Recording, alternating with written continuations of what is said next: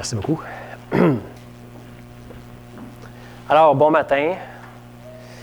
On va essayer de se garder au chaud avec ce message-là, qui est, Colin, encore cette semaine. Je veux dire, personnellement, ça fait plus qu'un mois là, que je médite tout ça, là, puis je touche pas le fond encore. C'est tellement riche. Mais en même temps, il n'y a pas 10 000 façons de goûter à ça. C'est de le mettre en pratique. Et je vais surtout essayer aujourd'hui, en tout cas, de vous aider, de nous aider à simplement et concrètement, de la façon que le Seigneur m'a enseigné, il continue de le faire, à mettre ça en pratique. Je vais vous partager ça. Mais il faut absolument revenir sur des points essentiels parce qu'il faut taper sur le clou. Et jeudi, je voulais le faire entre autres, mais il y a un problème technique, fait que je vais reprendre aussi des idées qui ont déjà été abordées jeudi, là, fait que désolé pour ceux qui étaient là. Mais je pense que ça fait encore du bien de s'exposer à ça. Alors, les chapitres 6 à 8 dans Romains ont comme objectif de nous dévoiler comment l'abondance de la grâce et du don de la justice doit régner dans nos vies.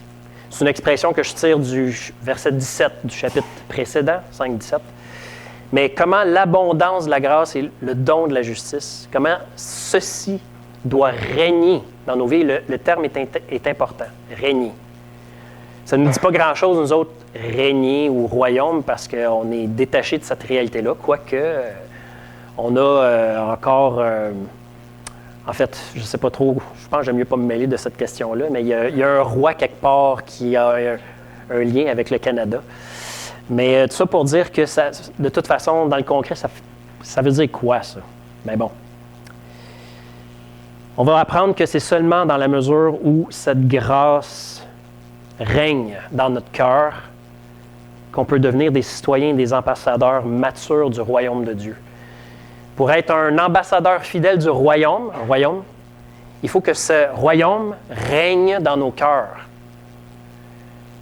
d'abord et avant tout. Alors, je répète la question que j'ai posée en introduction jeudi. Comment, cette semaine, vous avez mis en pratique votre citoyenneté canadienne? Vous êtes-vous posé la question, au moins? Oui? Ah? OK. Par exemple, je peux m'exprimer librement dans mon pays sans être, comment tu as dit ça? Muselé. Intéressant. Donc, vous avez mis en pratique ta citoyenneté canadienne de cette façon cette semaine. Est-ce qu'il y aurait d'autres façons? J'ai travaillé. Tu as travaillé? Tu as donné de l'impôt. C'est bien ça, oui, effectivement. Oui? Ah. J'ai respecté les lois qui sont en vigueur au Canada. Oui? Je suis tenu informé de la situation de notre pays. Ah, c'est intéressant. On s'est tenu informé de la situation de notre pays, des conditions de notre pays, et ainsi de suite, et autant à l'interne que dans, on va dire, sur la plateforme internationale, entre autres. Oui? Je suis venu à l'église ce matin. Ah, je suis venu à l'église ce matin, j'aime ça. Oui, parce qu'on peut ici faire ça. Mm-hmm. Vous avez mis votre citoyenneté canadienne en pratique cette semaine, peut-être même sans vous dire, OK, aujourd'hui, il faut que je mette en pratique ma citoyenneté canadienne. C'est quelque chose qu'on ne se pose plus cette question-là. Mais pourquoi on ne se pose plus cette question-là? Alors qu'un immigrant qui arrive ici nouvellement, là, puis à qui on accorde la nationalité, lui, va probablement, pendant quelques temps, se dire « Hey, aujourd'hui, je peux faire ça, que je ne pouvais peut-être pas faire avant dans mon propre pays, et ainsi de suite. » Pourquoi? Pourquoi nous, on ne se pose plus cette question-là? Oui? Oh, on prend pour acquis. Quoi d'autre? Oui? On connaît, oui. On a été éduqués. Ça a été un long cheminement pour la plupart d'entre nous. On est nés là-dedans. Premièrement, on nous a attribué une citoyenneté sans notre consentement. Intéressant quand même. Il y a quelqu'un qui nous a dit « Tu vas être Canadien, Canadienne », et qui a fait tout ce qui était nécessaire pour nous attitrer ce privilège. Et puis, ça a pris des années avant qu'on soit conscient de ce que ça impliquait. Des années. Et pourtant, est-ce que ça a changé quelque chose au fait qu'on était Canadien? Non. Que j'en sois plus ou moins conscient, ça ne change absolument rien. D'ailleurs, un peu comme je disais, même si vous êtes ce type de citoyen canadien qui, à chaque matin, se lève, met la main sur son cœur et chante l'hymne national en regardant le drapeau à la télévision, si c'est votre cas, ça ne fera pas de vous un meilleur citoyen ou un plus citoyen canadien que vous l'êtes déjà. Mais d'un autre côté aussi, vous ne serez pas davantage citoyen ou moins citoyen si vous dites, bien, de toute façon, je peux faire ce que je veux au Canada, fait que je peux commettre des crimes. Vous ne perdrez pas votre citoyenneté, mais vous aurez peut-être le privilège d'être jugé par le système pénal canadien, par exemple. Mais c'est un privilège, parce que dans d'autres pays, le système pénal est redoutable. Au Canada, tu as des bonnes chances de t'en sortir. Mais tout ça pour dire que c'est pas ce que je fais ou ce que je fais pas qui va changer quelque chose à ma citoyenneté. Mais alors, si cette grâce d'être citoyen canadien, parce que c'est un privilège en passant, vous n'avez rien fait pour le mériter, si cette grâce d'être un citoyen canadien ne peut pas changer, ni dans un cas comme dans l'autre, que j'essaye d'être un bon citoyen ou un mauvais citoyen, est-ce qu'on peut donc se dire, allons, commettons des crimes afin de pouvoir profiter du système judiciaire canadien? Ça serait stupide de penser comme ça. Oui?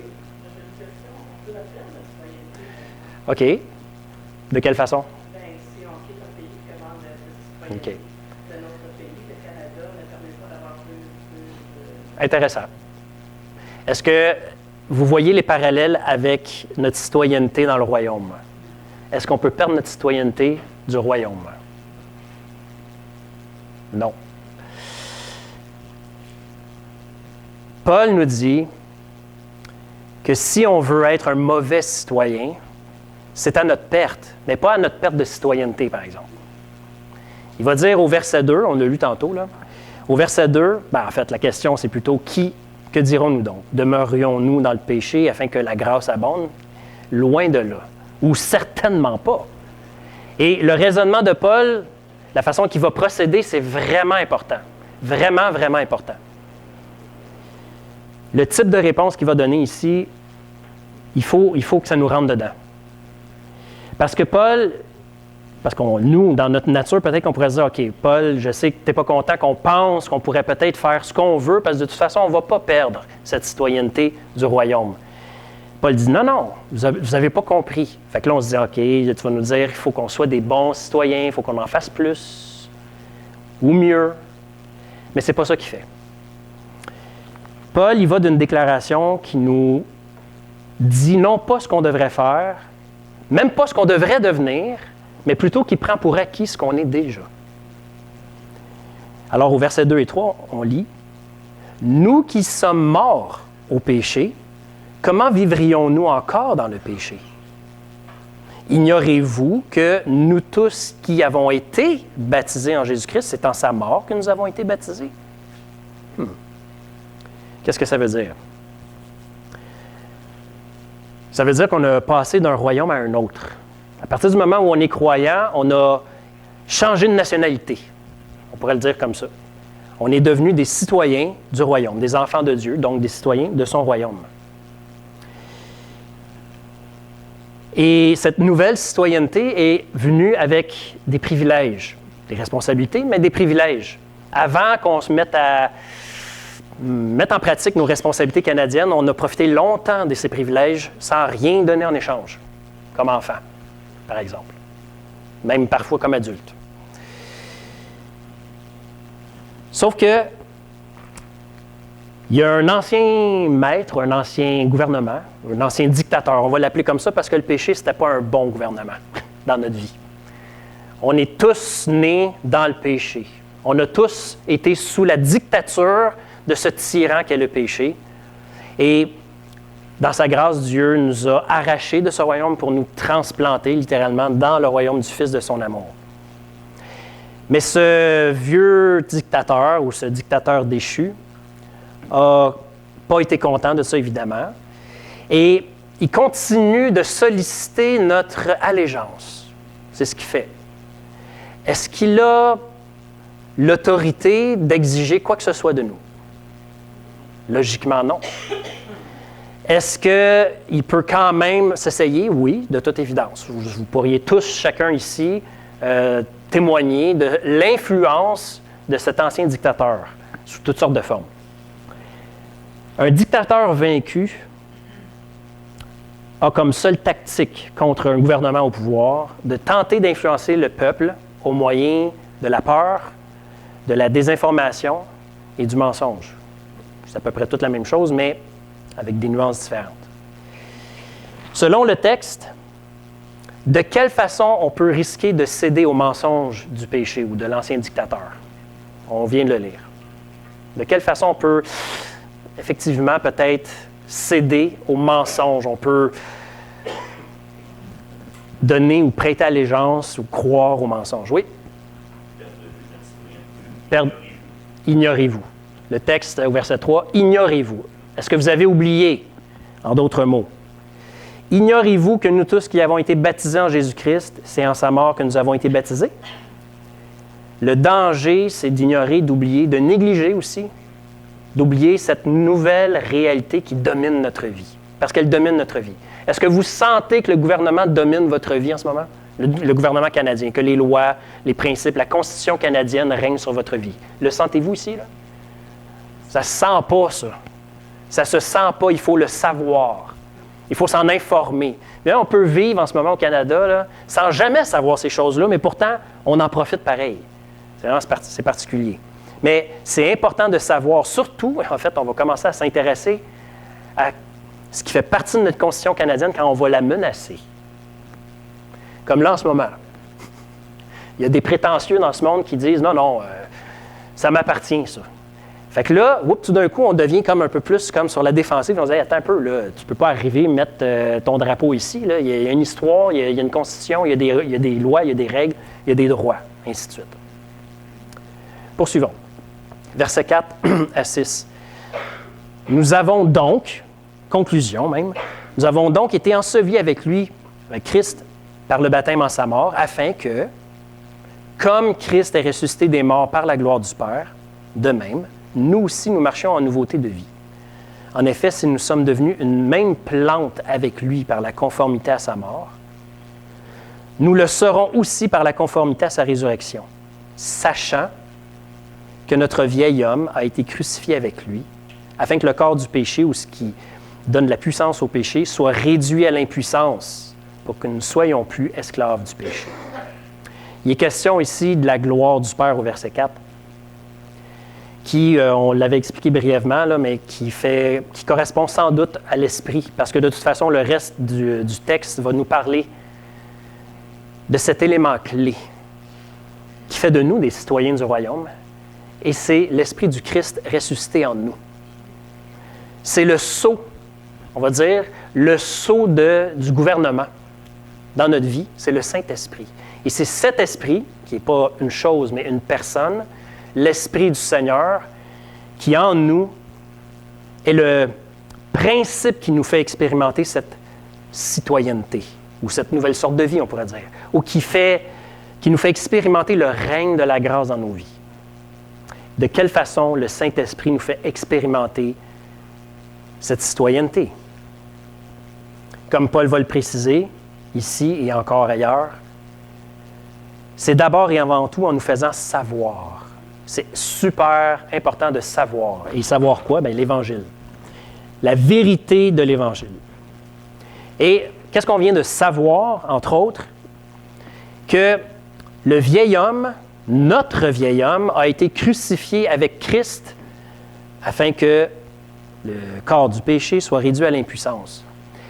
Qu'est-ce que le vieil homme? Tu te rappelles? Nécessaire? Qu'est-ce que le vieil homme? C'est un concept, c'est une idée. Hein? C'est un terme utilisé ici pour dire autre chose. Comme? Oui, on va dire l'ancienne citoyenneté, c'est vrai. Oui, effectivement, cette ancienne citoyenneté qui était sans Dieu, qui vivait de façon autonome ou indépendante de Dieu, ou comme bon il lui semblait. Ça, c'est la vieille façon de vivre, le vieux mode de vie, le vieil homme. Il faut savoir, parce que le texte nous dit, sachant que ce vieil homme ou cette vieille façon de vivre a été crucifié en même temps que Christ est mort à la croix. Si on lui appartient, mystérieusement, on va dire, ou spirituellement en tout cas, le Saint-Esprit a pris notre ancienne vie puis il l'a crucifié à la croix. C'est mort. C'est mort. C'est terminé. Ça n'existe plus. Et il y a un nouvel homme qui a été remplacé, qui a remplacé ce vieil homme. Donc, une autre façon de vivre par rapport à Dieu. Une autre façon d'être, de penser, de voir le monde. Comme Paul va le dire ailleurs, si quelqu'un est en Jésus-Christ, il est une nouvelle créature. Les choses anciennes sont passées, voici toutes choses sont devenues nouvelles. Pas un petit peu, toutes choses sont devenues nouvelles. Maintenant, en tant que chrétien, et ça c'est vraiment important, si j'appartiens au Seigneur, si je suis un enfant de Dieu, si je suis né de nouveau, mon vrai moi, c'est celui qui est uni éternellement à Jésus-Christ et sous l'influence directe, constante du Saint-Esprit. C'est un fait, ça. L'enfant de Dieu, c'est celui qui est uni à Christ. Christ ne s'unit pas à quelque chose, il ne s'unit pas au pécheur. Christ est là, et l'homme nouveau, c'est celui qui sont un seul esprit, va nous dire Paul dans un autre texte aussi. Mon vrai moi, c'est celui qui est uni à Christ. Et il est toujours, on va dire, d'accord avec Jésus-Christ. Toujours. Bien que le péché puisse encore m'influencer avec force, il n'y a plus aucun droit de contrôle sur ma personnalité et ma vie. Il peut encore me conduire à désobéir à Dieu si je cède au mensonge. Oui. Mais désormais, le péché est contraire à la nouvelle créature que Dieu dit que je suis. La nouvelle créature n'aime pas le péché. Le nouvel homme en nous, le nouveau moi, si vous voulez, n'aime pas le péché de la même façon que le Seigneur n'aime pas le péché. C'est aussi simple que ça. Lorsqu'un non-chrétien pêche, il agit conformément à son identité. Fait que ça ne sert à rien de lui reprocher de pécher. Mais lorsqu'un chrétien pêche, il agit contre son identité, à l'encontre de ses vraies valeurs. Car celui qui est mort est libre du péché, au verset 7. Or, si nous sommes morts avec Christ, nous croyons que nous vivrons aussi avec lui. Sachant que Christ, ressuscité des morts, ne meurt plus, la mort n'a plus aucun pouvoir sur lui. Car il est mort, et c'est pour le péché qu'il est mort une fois pour toutes, et il est revenu à la vie, c'est pour Dieu qu'il vit. Ainsi, vous-même, ou de la même façon, regardez-vous comme mort au péché et comme vivant pour Dieu en Jésus-Christ. Le texte, verset 7, plutôt, nous commence en disant « On est libre du péché ». C'est une déclaration d'indépendance, ça. D'indépendance par rapport au péché, pas par rapport à Dieu. Indépendant du péché. Le péché n'a pas de contrôle, n'a pas de droit sur nous. C'est dur à comprendre parce qu'on est souvent confronté au péché. On le sent, ça se perçoit, je veux dire. C'est les sensations, c'est des émotions, c'est plein d'affaires. C'est pour ça qu'il faut des fois se dire, OK, le texte nous le suggère d'ailleurs, est-ce que c'est facile à comprendre que Jésus est indépendant, détaché du péché? Que le péché n'a aucun pouvoir de contrôle sur Jésus? Évidemment. C'était le cas sur terre. Ce l'est encore plus maintenant qu'il est ressuscité, on pourrait dire. Le texte nous dit de la même façon. Considérez ça vrai pour vous aussi. Le péché n'a pas de pouvoir sur vous parce que vous êtes en Christ. C'est aussi simple que ça. Mais c'est pas facile à comprendre, on dirait. De la même manière, puisqu'on est unis à lui, si c'est vrai pour Jésus, c'est vrai pour nous. OK. C'est une déclaration. Maintenant, comment je vais intégrer ça à ma vie? Comment je vais m'approprier cette constitution, cette déclaration de droit, on pourrait dire. Bon. Comment on fait pour se débarrasser comment on fait pour pas succomber à l'influence de cet ancien maître, le péché, qu'est-ce qu'il faut faire? Qu'est-ce qu'il faut faire? Oui? OK. Oui. La parole va nous dire, fais rien. Fais rien. Sois. Sois. Être. Il ne faut rien faire. Il faut être. C'est vraiment dans cet ordre-là qu'il faut comprendre les choses. Romains 6, les versets 11 et 12. Ainsi vous-même, regardez bien là, ainsi vous-même, considérez-vous comme morts en ce qui concerne le péché et comme vivants pour Dieu en Jésus-Christ. Que le péché ne règne donc plus dans votre corps mortel pour vous soumettre à lui par ses désirs. L'ordre est très important. D'abord se considérer tel que Dieu nous voit, afin de ne pas laisser le péché régner dans notre corps. Ce n'est pas l'inverse. D'abord, considérez-vous tel que Dieu vous voit. Que le péché ne règne donc plus dans votre corps mortel. Parce que, comme on le disait, le péché peut plus nous dominer, mais il continue quand même de nous faire la guerre. On va dire ça comme ça. Et au moyen de toutes sortes de tactiques mensongères du père du mensonge, le diable. Et cette guerre-là se situe où? Où? Dans nos pensées. Dans nos pensées. Le champ de bataille stratégique, c'est là, parce que tout commence là. Si on sème une pensée, on récolte une action. Si on sème une action, on récolte une habitude. Si on sème une habitude, on récolte un caractère, et ainsi de suite. Dans nos pensées. Il y a un théologien, lui, qui a visé plus central ou plus profond que ça, nos affections. Parce que si j'arrive à influencer mes pensées, je peux influencer ce qui motive tout le reste. En gros. Si on cède au mensonge, il va finir par gagner le contrôle de nos actions, notre corps mortel, selon cette traduction ici, et s'en servir pour se rebeller contre Dieu. On va se faire du tort à nous et on va faire du tort autour de nous.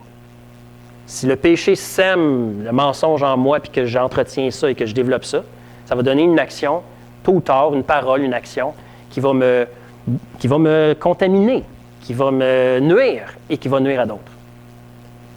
Mais pour empêcher le mensonge de prendre le contrôle de notre corps, en passant par nos pensées, il faut qu'on soit d'abord... Il faut que ce soit le Saint-Esprit qui domine nos pensées.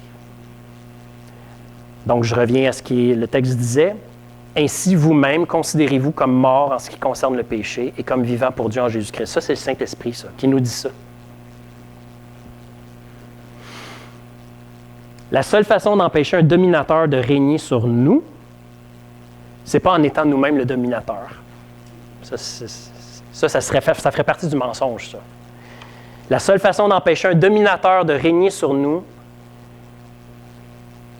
c'est pas en disant « Non, dominateur, je ne veux rien savoir de toi. » Même si c'est avec beaucoup de conviction. « Non, je ne veux pas. » Ça ne marchera pas. On ne s'oppose pas au règne d'un dominateur du haut de notre autorité à nous. On a zéro autorité, nous autres. Zéro. On ne s'oppose au règne d'un dominateur qu'en se soumettant au règne d'un dominateur plus puissant. C'est tout. Et donc, en mettant en valeur la qualité supérieure du règne de celui qui règne déjà sur nous, Jésus-Christ. Verset 13. Donc, ne livrez pas vos membres au péché comme des instruments d'iniquité, mais donnez-vous vous-même à Dieu comme étant vivants, de mort que vous étiez, et offrez à Dieu vos membres comme des instruments de justice. Je ne sais pas si vous remarquez, là, mais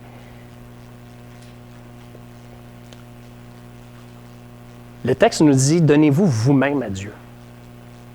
Donnez-vous vous-même à Dieu. Je ne sais pas, qu'est-ce que ça suggère? Je ne sais pas. Paul aurait pu juste dire « Donnez-vous à Dieu ». On n'arrêterait pas en ce moment pour réfléchir là, davantage d'après moi. Mais ici, c'est « Donnez-vous vous-même ». il y a comme un consentement. On dirait qu'il y a comme un acte de liberté. Volontaire, intentionnel, liberté, quelque chose comme ça. Seule une personne qui se sait libre et assume sa liberté peut combattre efficacement l'esclavage.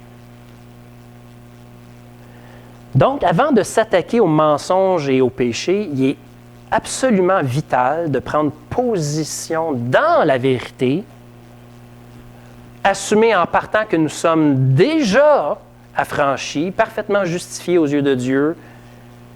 Et ça, peu importe notre condition, comment on se sent ou comment on se perçoit moralement, je le lis dessus, je ne l'ai pas aujourd'hui.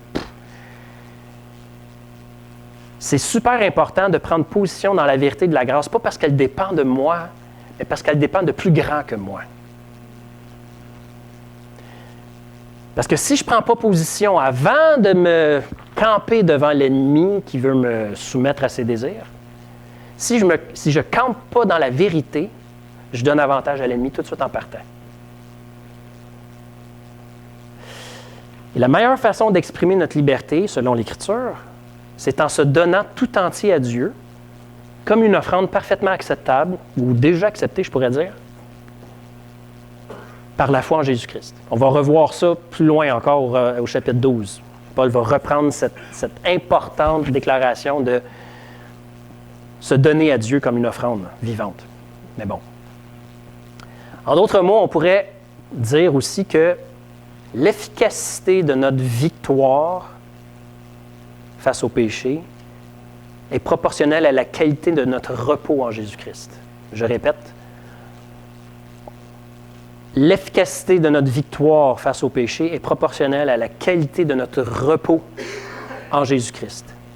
Et c'est dans cette optique-là que Paul va dire au verset 14, « En effet, le péché n'aura pas de pouvoir sur vous puisque vous n'êtes plus sous la loi, mais sous la grâce. » La grâce de Dieu en Jésus-Christ, c'est notre arme la plus puissante contre le péché. Pourquoi? Ici, je vais citer une explication de Tim Keller que j'aime bien. Chaque péché est le résultat d'une motivation pécheresse. Ça va jusque-là? On ne commet pas un péché comme « Ah, tout d'un coup, j'ai fait ça, tiens. » Comment ça? Je ne comprends pas. Non. Il y a toute une motivation qui date de peut-être plusieurs jours même, de plusieurs heures, qui a mené à ça. En fait, le péché, c'est presque juste le symptôme, genre le bobo qui apparaît à la surface. Mais en dessous, il y a autre chose. Ça fait longtemps que ça mijote. Donc, chaque péché est le résultat d'une motivation pécheresse. Lorsque nous nous demandons pourquoi nous sommes poussés à commettre certains péchés, nous découvrons que nous péchons parce que nous cherchons encore notre justification, notre identité, notre sentiment de valeur ailleurs qu'en Dieu.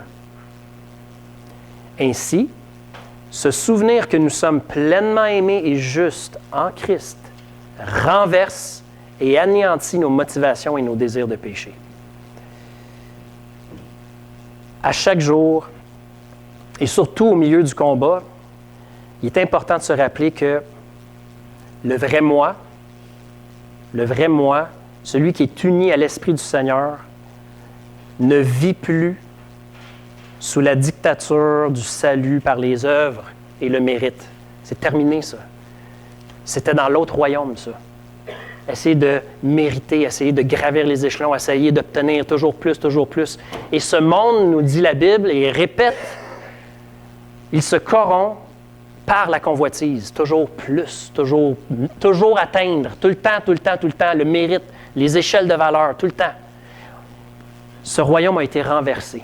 On n'est plus sous ce royaume. Et donc, le principe de la loi, le principe du mérite, le principe du salut par les œuvres n'a plus d'autorité dans notre vie. On est sous la grâce. C'est vraiment, vraiment, vraiment important. Paul va même dire, nous sommes déjà assis avec Dieu dans les lieux célestes en Jésus-Christ. Ça, c'est proche de Dieu, ça. Dans cette réalité où domine la grâce. Je répète, donc, en plein milieu du combat, il est capital de se rappeler que la victoire ne dépend pas de ce que je mérite. c'est important de le savoir là, mais vous allez avoir des combats cette semaine. C'est pas de ma faute en passant. C'est déjà prévu. Dieu, le Père, dans sa bonté, a prévu des combats, des épreuves. Donc, là, vous allez l'entendre, par la grâce de Dieu, qui nous permettent de nous en rappeler, quand le combat, on va être au plus vif du combat, que la victoire ne dépend pas de ce que je mérite, mais dépend de celui qui m'a tant aimé, qui m'a délivré de ce que je méritais. Nous sommes délivrés de ce que nous méritons. Dieu merci. Parce que si vous voulez ce que vous méritez, eh boy.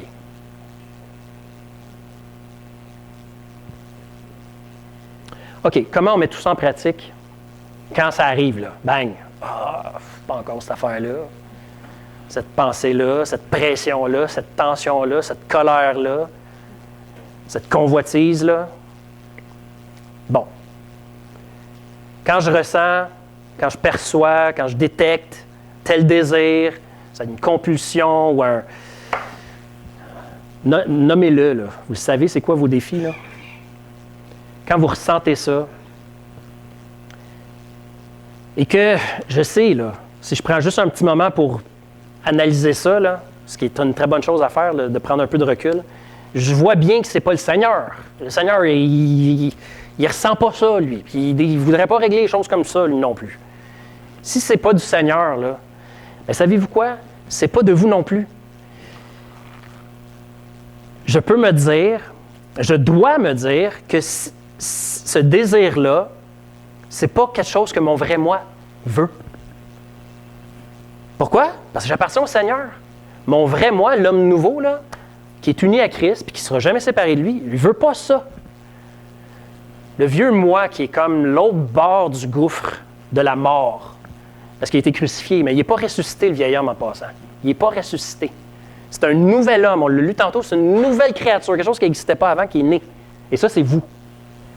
Le vieux moi qui est crucifié, qui marche encore sur le principe du mérite, puis de la convoitise, puis de toujours mieux, puis toujours mieux. Imaginez-le, là, si ça peut vous aider, là, comme, un peu comme dans l'histoire que Jésus raconte avec Lazare et le riche quand ils sont morts. Le riche, on ne sait pas c'est quoi son nom. Le riche, il est l'autre bord, là, puis il fait chaud, puis il n'est pas bien où est-ce qu'il est. Puis il voit Lazare l'autre côté avec Abraham dans le royaume, puis il a l'air bien, lui. Et là, le riche, qu'est-ce qu'il veut faire? Il veut contrôler, comme d'habitude. Le vieil homme veut toujours tout contrôler, puis il veut nous dire qu'est-ce qui serait mieux pour nous. Notre vieux moi, là, il nous parle de l'autre bord, puis le texte nous dit dans cette histoire-là, si vous voulez la retrouver, là, qu'il y a un gouffre qui sépare les deux et qu'il n'y a aucune façon d'aller d'un bord et de l'autre. Il n'y a rien qui va traverser d'un côté ou de l'autre. Fait que ce vieux moi, là, ce vieux riche, est de l'autre bord, et tout ce qu'on peut faire, ou tout ce qui arrive, c'est qu'on l'entend parler, puis il nous fait des suggestions. Là, il faudrait bien que tu règles ton problème de cette façon-là, parce que dans le temps, ça marchait de même. Là, tu es comme... Tu regardes ta justice, Christ, tu te dis, je réponds quoi? Bien, dans l'histoire, c'est vrai, Lazare ne dit rien, il laisse sa justice parler. C'est très intéressant. Mais on peut se dire que mon vrai moi, maintenant, il ne veut pas ce qui est suggéré là, par ce vieil homme, ce péché, la chair. Non. Alors, qu'est-ce que je peux faire? Dans la communion paisible avec le Seigneur, je peux prendre, et je dois en fait prendre le temps de mettre en lumière, de nommer cette chose-là qui veut me détourner de la vérité. Et je peux faire ça de plein de façons, mais je peux juste comme, attends un peu là, qu'est-ce qui se passe? Puis je peux, dans ma communion avec le Seigneur, dire, Seigneur, il y a cette sollicitation en ce moment, je la ressens, là. Oh, je la connais bien, cette chose-là là, qui vient me... J'aurais le goût. J'ai l'impression que j'aurais le goût, mais le Seigneur dit, non, tu n'as pas le goût. Je te garantis que tu n'as pas le goût. OK, qu'est-ce qu'on fait? C'est le Seigneur qui pose la question. Qu'est-ce qu'on fait? Non, mais c'est pas bête parce que je veux juste vous dire que dans les chapitres 6, 7, 8, là, il y a au moins 20 questions que Paul pose. Des questions. Le mode interrogatif, c'est une pédagogie du Seigneur. C'est d'ailleurs la première pédagogie du Seigneur quand Adam a péché. Il est venu vers l'homme, il a dit, où es-tu? Pas parce qu'il ne savait pas où est-ce qu'il était, là. Il faisait un reflet, il dit, t'es où? T'es où? T'es-tu là? La pédagogie du Seigneur passe par des questions. Il va falloir qu'on apprenne à se poser des questions aussi. Mais bref, on prend un temps pour, OK, qu'est-ce qui se passe en ce moment? Je le décris au Seigneur, j'en parle au Seigneur. C'est utile de me rappeler que ce qui me sollicite, cette convoitise, on va dire, c'était l'ancienne façon de penser. Ah, c'est plus de même qu'on pense maintenant. Non, c'est l'ancienne façon de penser, ça. Et ça a été crucifié. Le Seigneur nous dit que ce vieil homme a été crucifié. C'est mort. Je peux m'aider avec une illustration comme ça, genre Lazare et le riche. Si vous êtes plus... si c'est pas assez cool, pensez à La Matrice, le film La Matrice. Vous avez déjà vu ça? Non? Je ne vais pas essayer de vous l'expliquer, vous allez être tout perdu. Mais pour ceux qui ont vu La Matrice, pensez à ça. OK, ce que je reçois ou perçois comme sensation, c'est peut-être pas exactement la vérité, en tout cas, bref. Peu importe, je peux m'aider avec des images comme ça. Ça peut être utile. Je me fortifie dans la vérité, c'est ça qui est important. Je me fortifie dans ce que la Bible, ce que le Seigneur dit que je suis. Comme Jésus l'a fait, devant Satan, il est écrit. Moi, là, je le ressens ou je le ressens pas, qu'est-ce que Dieu dit de moi, ça n'a pas d'importance. Si Dieu l'a dit, moi, je mets cette autorité-là devant toi, là, puis tu t'arranges avec ça. Moi, on ne se présente pas comme l'autorité finale, on présente l'Écriture comme l'autorité finale. Que Dieu s'arrange avec ce qu'il a déclaré. Je n'ai pas à le défendre, moi. Dieu va se défendre lui-même. Il n'y a pas de puissance contre la vérité, nous dit la vérité. Bon. Et savez-vous quoi? C'est peut-être une des choses les plus essentielles à faire. On remercie Dieu pour cette vérité qui ne dépend pas de moi. Je remercie Dieu, je m'exerce à rendre grâce à Dieu pour cette vérité avant même que j'aie vu les effets qu'elle a dans ma vie.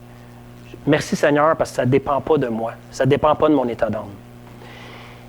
Et je fais juste entretenir ce genre de réflexion, de conversation avec le Seigneur. Et savez-vous quoi, tout d'un coup, la convoitise, on dirait qu'elle a comme perdu son charme.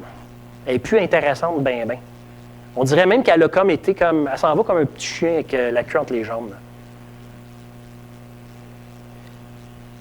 Je pense que même à un certain moment, et c'est un commentateur qui disait ça, je trouvais ça très pertinent, il faut peut-être même s'exercer à s'abstenir, donc je ne fais pas, je m'abstiens de demander de l'aide à Dieu. Oh, qu'est-ce que tu veux dire? Je m'abstiens de demander de l'aide à Dieu et à place, je commence à le remercier pour ce qu'il m'a déjà donné. Pour ses promesses qu'il me dit, non, je suis avec toi tous les jours. Parce que des fois, on va se surprendre à dire, Seigneur, je ne sais pas, sois avec moi. Sois avec moi dans cette situation. Ben, pardon? Pardon? Je suis là? Toi, t'es-tu là? Seigneur, donne-moi ton Saint-Esprit. Pardon? Voyons. Je te l'ai donné pour qu'il demeure éternellement avec toi. OK, attends un peu. Qu'est-ce que je pourrais bien te demander de bord? Non, mais Colossiens 2, versets 9 à 10, nous dit, dans la Sommeur, « Car c'est en lui, en Jésus, c'est dans son corps qu'habite toute la plénitude de ce qui est en Dieu, et par votre union avec lui, vous êtes pleinement comblés. » D'autres versions, c'est « Vous avez tout pleinement en lui, car il est le chef de toute autorité et de toute puissance. »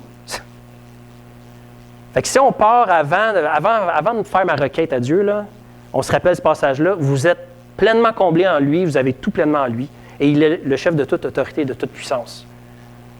Il va dire maintenant, qu'est-ce que tu veux me demander déjà? Bon, merci. Merci. Il y a un homme de Dieu qui a écrit un fameux poème qui, je trouve, pour moi, l'exprime tellement puissamment. Et ça tombe bien parce que c'est un des poèmes les plus connus de l'histoire de l'humanité. Il commence son poème en disant « L'Éternel est mon berger, donc je ne manquerai de rien. » C'est tout. Il aurait pu arrêter là, mais il a continué pour exprimer ça, pour décliner qu'est-ce que ça implique ça. Mais c'est tout. Tout est là. « L'Éternel est mon berger, je ne manquerai de rien. » Je ne manquerai de rien. Maintenant, qu'est-ce qu'on veut demander à Dieu? De ne pas oublier qu'il ne nous manquera rien, peut-être. On pourrait dire ça. Je veux juste dire, et en terminant, qu'une fois qu'on se met à pratiquer cette prise de position dans la vérité, non pas en espérant qu'on va être de meilleurs citoyens, mais parce que Dieu dit que nous sommes citoyens de son royaume, quand on commence à faire ça, il ne faut pas être surpris, il est possible que le vieil homme, la chair, le péché se mettent à lancer des assauts un peu plus répétés ou plus intenses. Des fois même dans les minutes qui suivent, genre. Je sais de quoi je parle. Comme si le vieil homme était insulté de notre refus. Ah. Comme si on venait de brasser de l'eau stagnante, là, ça se met à puer tout d'un coup dans notre vie. Pas de panique. C'est une très bonne nouvelle. Sérieux? Parce que plus on met en valeur la lumière de l'œuvre accomplie, là, plus elle est claire qu'elle repose dans un vase d'argile. Nous, notre cœur fragile, pas drette. C'est correct. Quand la lumière brille plus, on voit plus les défauts, les imperfections, les impuretés. Le Saint-Esprit va même se servir de ça. C'est comme un rappel, finalement, que cette glorieuse bonne nouvelle, c'est pour la gloire de Dieu et non la nôtre. Fait que, si vous vous voyez tout d'un coup plus poche que vous l'étiez avant que le combat commence, hey, même ça, c'est un sujet de reconnaissance envers Dieu. Ah, merci Seigneur de me rappeler que ça ne dépend pas de ce que je mérite. Encore une fois, ça dépend bien plus du fait que tu m'as délivré de ce que je méritais. Encore une fois, merci Seigneur. Fait que c'est une pédagogie. Le Seigneur sait de quoi, jusqu'où on peut être. Il ne nous tentera pas au-delà de nos forces.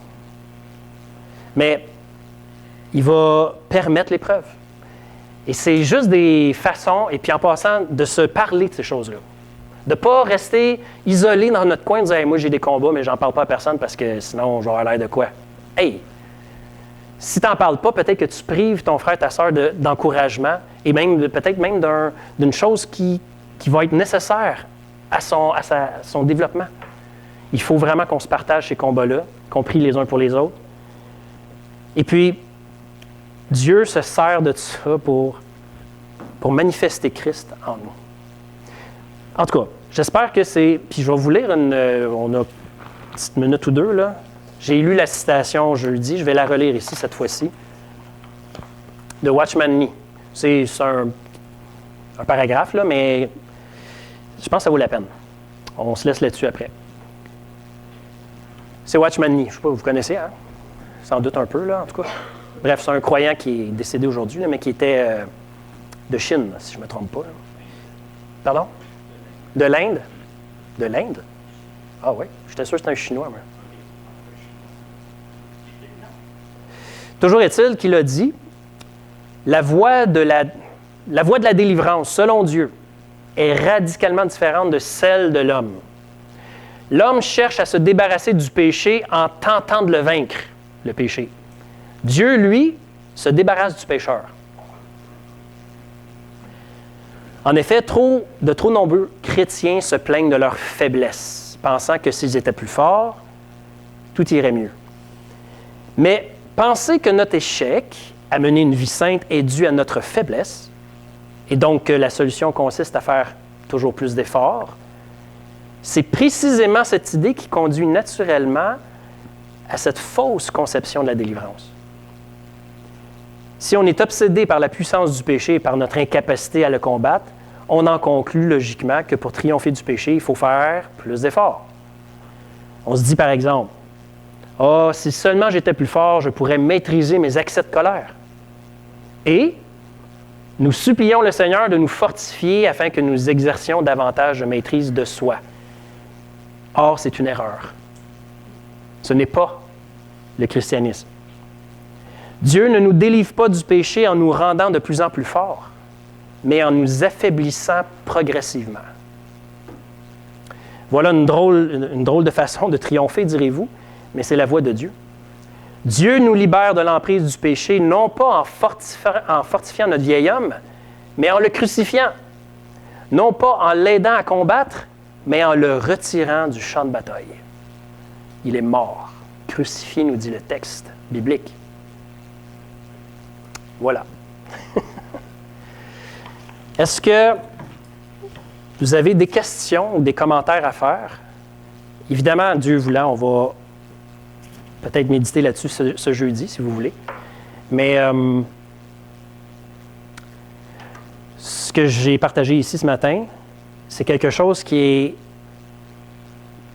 que je sais, je pourrais dire que je médite depuis longtemps, mais on dirait que ça a pris une tournure différente dans les derniers mois. Et puis c'est vraiment il y a quelque chose en lien avec ça. Le Seigneur insiste beaucoup pour que je vous partage ça. Fait que j'estime que si... de toute façon, à un moment donné, il va falloir passer à d'autres choses, là. Mais je pense qu'il va falloir qu'on... Si vous avez des questions par rapport à ça, j'aimerais ça qu'on en reparle, moi, personnellement, ou les jeudis. C'est important que ça s'intègre, ça. Parce que c'est mon approche, on va dire, plus personnelle que je vous ai partagée. Il y a peut-être des nuances à vous, que vous vivez ça différemment et qui vous fait découvrir la victoire par rapport au péché, mais toujours en fonction de ce qui est dit ici, là. Mais si c'est différent pour vous ou si vous le vivez un peu, j'aimerais ça le savoir. J'aimerais ça qu'on le partage entre nous. Et puis voilà. Fait que merci beaucoup de votre attention. Puis là, je pense qu'il y avait une annonce. Oui, OK, parfait. Oui, on va terminer en prière à l'instant, si tu veux. Fait que merci, Père, de nous faire grâce. C'est toujours ça. Si tu as permis et voulu qu'on entende ta parole et quelques-unes de ces réflexions aujourd'hui, tu as un plan. Donc, on veut être reconnaissant envers toi de ce que tu fais, où tu mets les choses en place telles que tu le veux pour produire l'effet que tu veux. Merci Seigneur parce que tu es un Père. Tu connais tes enfants. Tu sondes nos cœurs, tu sais où on est chacun de nous. Tu ne veux pas nous laisser indifférents face à ton évangile. Seigneur, s'il le faut, tu viens nous déranger. C'est même nécessaire qu'on le soit régulièrement pour pas, justement, qu'on laisse sans effet cette grâce dans nos vies. Alors, merci d'avance de la façon que tu vas décider de le faire cette semaine pour chacun de nous. Rappelle-nous ce qui est important qu'on se rappelle. Et puis, fais-nous oublier ce qui est nécessaire d'oublier s'il y a quelque chose qui ne fallait pas être dit ce matin. Fait que merci Père pour toutes choses. Encore une fois, bénis ton peuple en Jésus-Christ et brille, Seigneur Dieu, brille dans cette région, brille dans nos familles, nos voisinages et fais de nous des témoins fidèles selon ton cœur. Au nom de Jésus, amen.